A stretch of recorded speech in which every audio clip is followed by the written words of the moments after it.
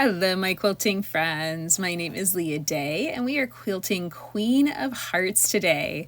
This is stitched by forming a simple heart shape, and then as you close the heart shape at the tip of the heart, you're going to branch off and form another heart shape. So they're kind of stacking together or branching out one by one. As long as you can stitch or draw a heart shape starting at the bottom tip, kind of swirl up and then bounce to create the top part of the heart, you're gonna find this design fairly easy. And it is a good idea to take some time and draw these designs first.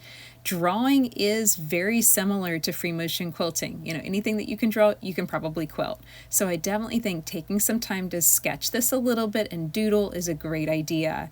As far as quilting it into a little square, I did stitch this in a very small scale on my Singer heavy duty machine, and I was stitching it in rows. You can see I branched out and did basically 3 rows of that heart design.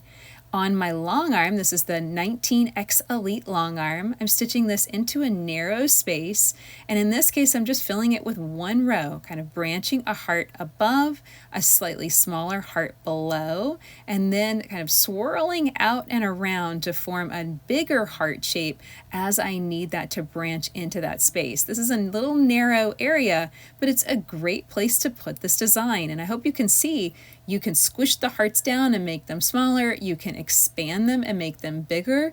This is definitely going to be a design you could use as an all-over quilting design to go all over your quilt. It's also a great filler design just to add that little punch of texture to a really special quilt.